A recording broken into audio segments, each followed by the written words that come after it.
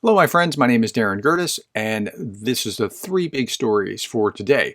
So the first is a two-part story, and it's about crops and distribution of those crops.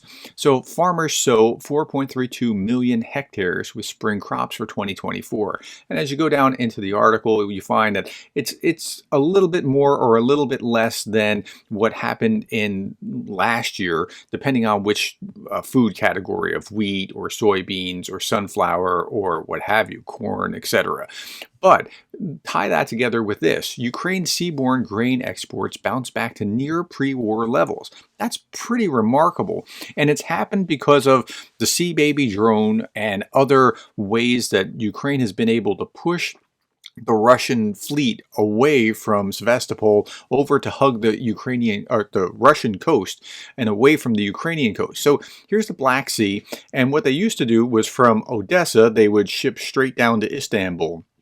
And the reason that they're able to do this now is because once they get to the border of hug the Romanian coast, hug Bulgarian coast, and then hug the Turkish coast, and they're not in international waters, but in NATO protected waters, and the Russians aren't willing to do this, to risk this kind of thing. Meanwhile, the Russians are over here hugging the Russian coast instead of here in Sevastopol because of the the Sea Baby drones.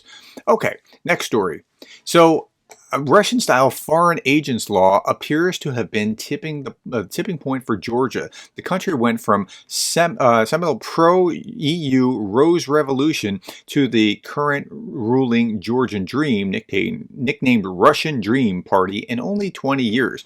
But as I was looking into this Georgian Dream Party came to power in 2013, and it had no choice to continue the pro-European agenda. However, it became more inert in pursuing Euro integration and NATO membership and had visibly slid from the government's list of priorities. It feels almost, as a Republican, it feels almost like what's happened with MAGA, where MAGA kind of looked like it was Republican in the conservative sense, and then it's just kind of taken a turn and kind of shifted away from certain, deeply held traditional priorities.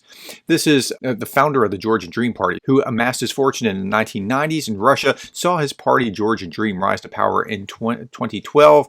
He's the enigmatic leader of the Georgian Dream, was as a well-connected member of the Russian oligarch circles. He made his millions in Russia, and he was highly positioned in most lucrative sectors of the Russian economy, like banking and industry. And so that's what happened. But the Georgians are pushing back. Like, look at this. This is pretty remarkable. So last story is this, and I think this is the way of the future, perhaps, if everything goes wrong with American aid. Like, people are worried about what will happen with the next American aid package. It could be very bad, but Germany to buy U.S. HIMARS launchers for Ukraine. So what happened here was the German government will buy 3 HIMARS launchers from U.S. military stocks, give them to Ukraine. Defense Minister Boris Pistorius said in Washington. The swap essentially followed through on a weapons transfer workaround designed when the fate of the $61 billion bill for military aid to Ukraine was still iffy in Congress. Lawmakers eventually passed the measure in late April, following months of uncertainty amid resistance from isolationist Republicans. But the decision of Congress has overtaken us. We're still sticking with it, Pistorius told reporters, referring to the planned purchase that will cost Berlin roughly $30 million, as Der Spiegel reported. So, the Europeans can still buy this. We have 3 scenarios. 1, the U.S. continues to support. 2, the U.S. stops supporting and creates a Lend-Lease kind of program. Or 3, even if they stop supporting and stop with Lend-Lease kind of something, the Europeans can still buy weapons. And even if Trump was in office, do you think he's going to turn down the deal of being able to run a victory lap by, I sold those Europeans these weapons, it's not costing us anything? He's not that beholden to Putin where he's going to not be willing to make a deal, because that's how his whole thing is. Okay, at any rate, that's what I see as a potential future fallback scenario, and this is an illustration of it. Okay, last little thing, it's Mother's Day.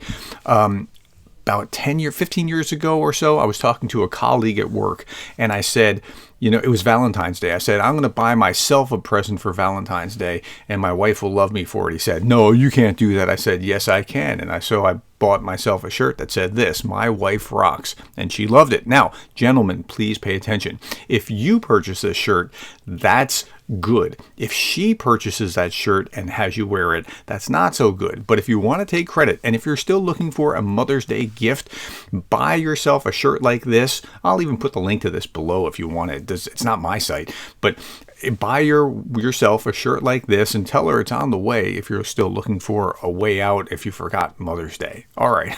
Thank you for your time. Thank you for the likes, the shares, the subscribes, and thank you for being the kind of person that cares about Ukraine.